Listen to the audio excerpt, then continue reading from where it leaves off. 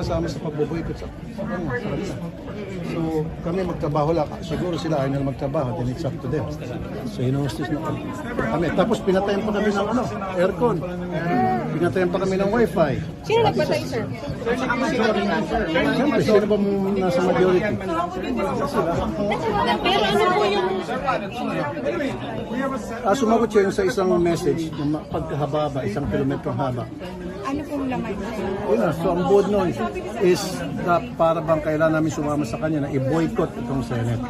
Yes, sir. Yung po ba yung cue nyo? Kaya parang hindi na po kayo mag-iintay dito. Nalaman yung hindi na sila Papasok kami darating. tomorrow.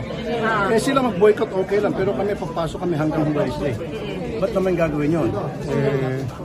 Kung may balak silang i-boycott tong Senado, sila lang. So that's the term, sir, boycott ang ginawa ng majority. Parang ganun yung tema ng message ni SP Alan.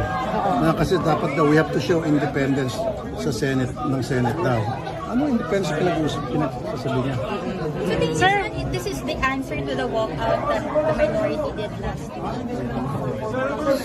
Hindi naman kami nag-walkout Ay, nag-walkout kami ng last time because meron sa railroad nila yung rule. Itong ginagawa namin, hindi kami nag-walkout ngayon, di ba? Sila nag-walkout. Wala naman sila, di sila nag-walkout. So, sir, what will happen now?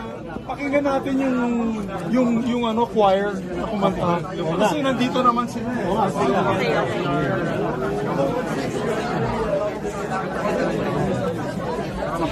may choir. Yun na nga. Ay, walang quorum. So talagang totoo nga yung sinasabi ng ibang mga abogado at ilang mga political analysts na talagang, ang sabi nga ni dating Senate President Franklin Drilon, useless na itong Senado. Do you also share that sentiment, Attorney Tamasi? Lalo na itong walang quorum, ibig sabihin wala silang ma-approbang batas. Tsaka pwedeng gamitin lagi yon, di ba? Kapag tulad yan, may ugong-ugong ng palitan ng liderato, huwag tayo umattend para walang quorum. Yun ba yun? Siguro, dalawang important na point. No? Una, mahalaga na tignan niyo yung larger view na in the last few weeks, napaka-dysfunctional nung Senado natin in the sense na nabalita naman na may mga committee hearing na na-cancel, yung consideration ng bills na hindi na itutuloy dahil dito sa ligodon sa Senado or CORE, kung ano man yung gusto natin tawagin. So, nakakabahala yun kasi hindi natin yun na-expect sa ating Senado. Yung expectation ng Senado ay mas senior, mas mature siya na body, na walang galang mo sa House. But parang nakikita natin recently na actually nag-meet ng expectations kung paano dapat tumakbo ang Kongreso ay mukhang yung mababang kapulungan. No? So objectively lamang, malayo yung nangyayari sa Senado ngayon doon sa nakasanayan natin, especially sa mga nakaraang dekada.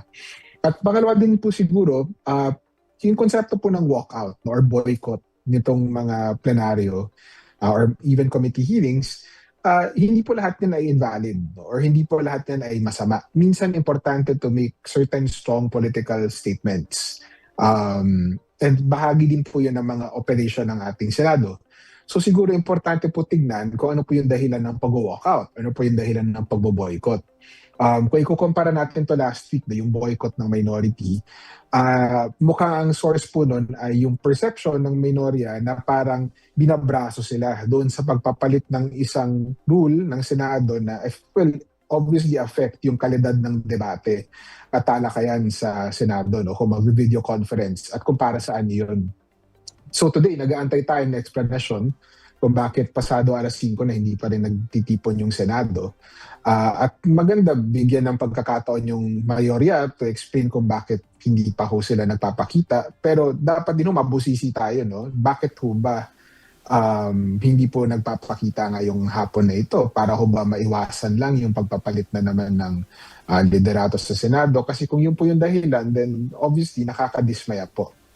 Pero Professor Dean, lagi na lang bang ganito ang mangyayari? Parang deadlock, no? Pwedeng, yun nga, may walkout, may boycott, merong hindi lalabas, hindi mag-a-appear. So parang walang matatapos ngayon sa Senado. Walang maipapasang batas. Kasi Attorney Tamasi, kung ano man yung maipasa sa Kamara, kung kahit gaano kasipag ang Kamara, kung ganito ka-dysfunctional itong Senado, bali wala rin. So laging ganon, deadlock na lang lagi, Professor. Opo, no, at concerned din po siya kasi may impeachment po na parating. No? Bagaman iba naman na pagpupulong or ibang session yung impeachment, inevitably, yun yung isang sitwasyon na lahat sila naroon. So, kung may leadership changes man bago mag-starting session, hindi mo alam kung may maneuver within the rules no, para magpalit sila ng liderato sa Senado. So, mukhang ganun po yung may expect natin unless mag-agree po yung usually sa mga ganito naman pong sitwasyon, and medyo sa labas ng batas na ito, yung moderate sa gitna, sila po usually yung nagde-determine kung sino po talaga yung magiging liderato. So obviously may mga hardline po na nasa majority, may hardline na nasa minority. Ang tanong ay, yung mga nasa middle ground ba nilang parehong majority at minority, mayroon po ba doon na uusbong na potentially na leader ng Senado? Baka siya po yung makapag-unite doon sa Senado na parang consensus candidate. No, importante din po siguro, and I think ilang beses na po ito nabanggit, no, na yung Senado natin, bawat senador, isipin ko ano yung mas mabuti para doon sa institusyon. Kasi at this point, ang baba na po ng kumpiyansa ng mamamayan sa ating Senado. Makikita niyo naman yan, sunod-sunod yung public statements ng kung ano-anong grupo, sa civil society, business groups, no, doon sa nangyayari na gulo. And hindi po yun, parang hindi po siya maganda. No? Kasi outside po yung hindi po makapagpasa ng batas ng maayos.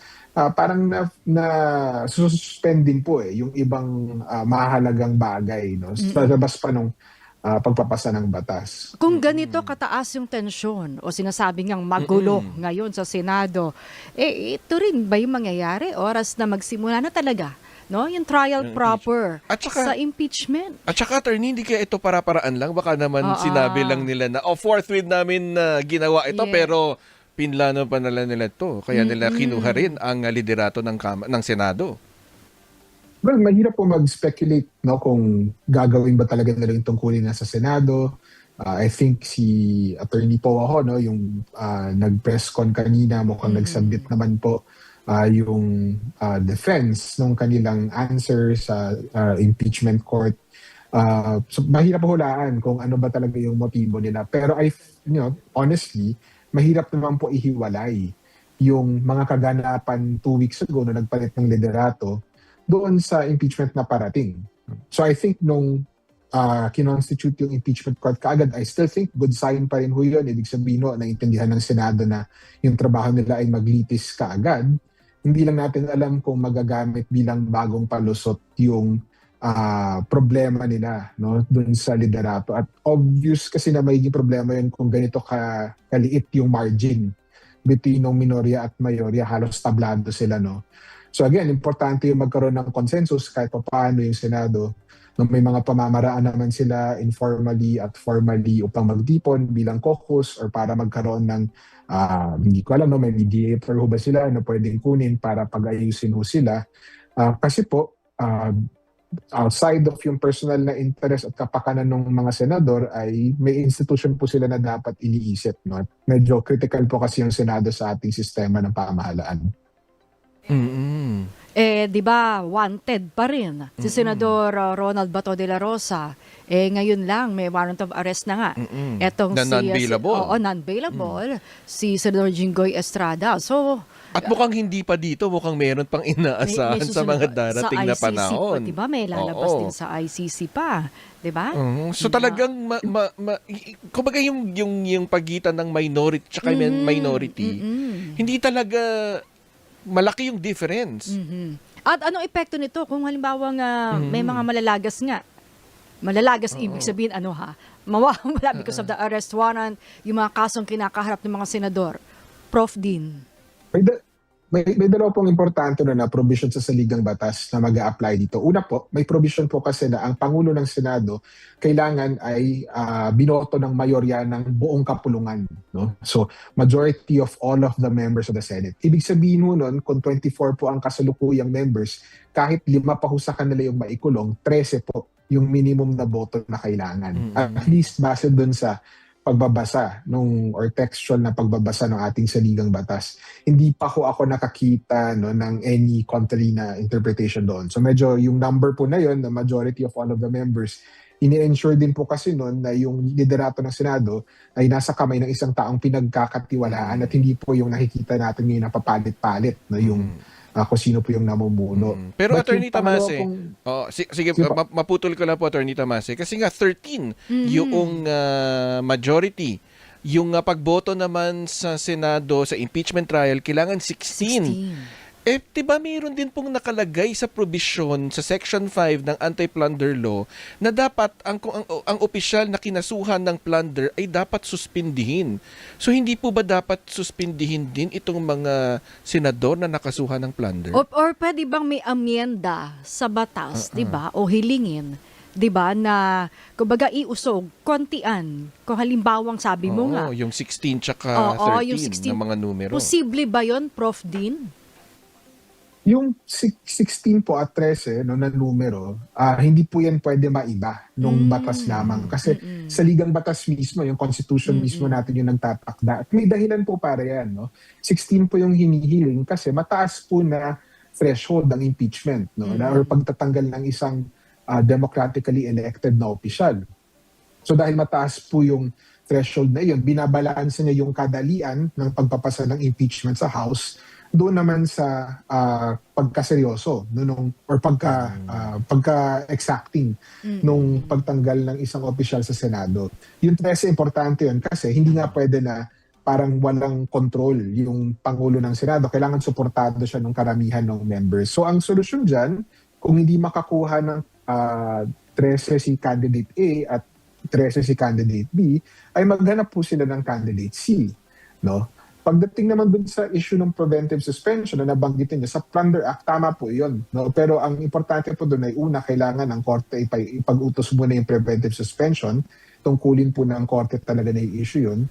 At ang pangalawa ay, yung purpose po ng preventive suspension na yun ay iwasan yung pagkasira ng ebidensya or pagtatamper dun sa mga testigo.